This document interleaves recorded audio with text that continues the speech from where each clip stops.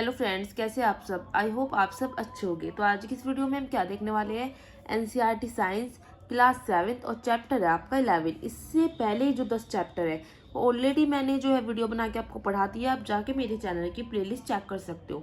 ठीक है, आज हमारा चैप्टर 11 है और इसके बाद 2 चैप्टर और बचेंगे आपके। उसके बाद हमारी 7th क्लास की साइंस क्या हो जाएगी कंप्लीट, फिर हम 8th क्लास की साइंस को स्टार्ट करेंगे। इसलिए मैं थोड़ा जल्दी वीडियो डाल रही हूँ ताकि आपका जो है सिलेबस जल्दी कंप्लीट हो जाए।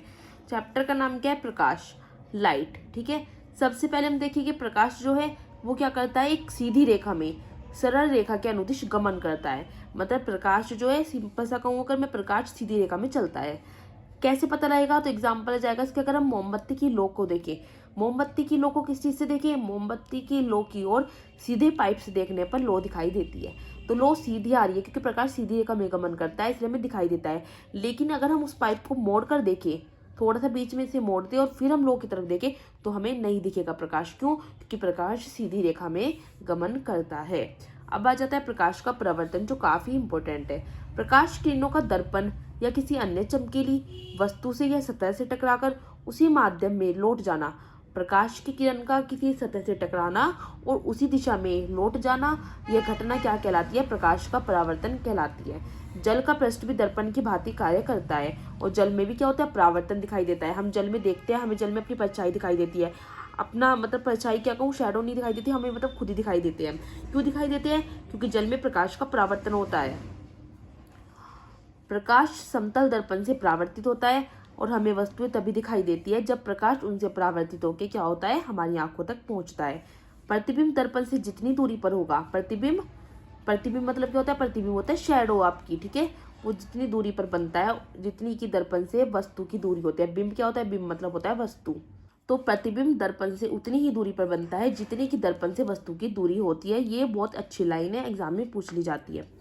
समतल दर्पण, समतल दर्पण में प्रतिबिंब कैसे बनता है, ये बहुत इंपॉर्टेंट है, आपको याद रखना है। समतल दर्पण में प्रतिबिंब सीधा बनेगा, आभासी बनेगा और वस्तु के समान बनेगा। आभासी मतलब ये प्रतीत होता है, ठीक है, और वस्तु के समान बनेगा। साइज देखे तो वस्तु जितना ही। गोलीय दर्पण किसे कहते हैं, खोखले गोले का एक भाग होता है। जैसे मान लो एक गोला है, ठीक है, इस गोले को मैंने बीच में से काट दिया तो एक गोला ये हो गया, एक गोला ये बन गया, आधा आधा गोला।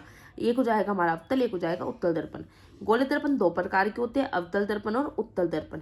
अब अवतल दर्पण में क्या होता है, परावर्तक पृष्ठ दबा हुआ होता है। परावर्तक पृष्ठ का मतलब क्या है, परावर्तक पृष्ठ कहते हैं कि जहां से कोई किरण आई और टकरा के चली जाए। जैसे देखिए अवतल दर्पण है, ठीक है, इधर ये कंटे कंटे से क्या है, ये यहाँ पे मैंने पेंट किया हुआ है। ठीक है, अब जब यहाँ पे पेंट किया हुआ है तो यहाँ पे अगर कोई किरण आएगी तो टकरा के नहीं जा सकती क्योंकि यहाँ पे पेंट हो रहा है। अब यहाँ पे क्या है, इसकी दूसरी सतह पे क्या हो रहा है, पेंट नहीं है और ये दबी हुई सतह है।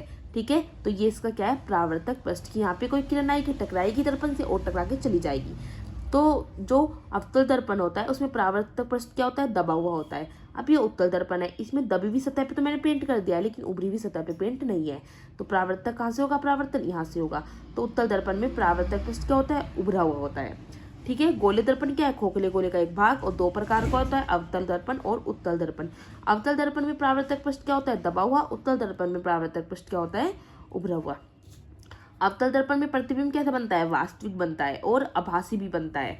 वास्तविक भी बन सकता है, आभासी भी बन सकता है अवतल दर्पण में, और वस्तु से छोटा या बड़ा दोनों बन सकता है प्रतिबिंब। अवतल दर्पण का उपयोग कहाँ होता है, ये एग्जाम में पूछा गया है। डॉक्टरों के द्वारा आंख, नाक, गले का निरीक्षण करने के लिए। टॉर्च या कारों के जो आगे का होता है ना, वो भी परावर्तक पृष्ठ की आकृति जैसे ही होता है।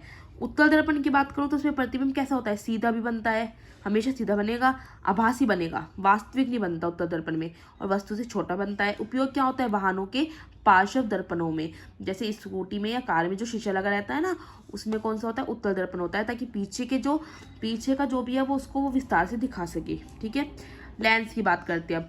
छोटे प्रिंट को पढ़ने अथवा बहुत छोटी वस्तु को देखने के लिए लेंस का हम प्रयोग करते हैं। चश्मों में, दूरदर्शकों में, सूक्ष्मदर्शियों में इसका प्रयोग किया जाता है।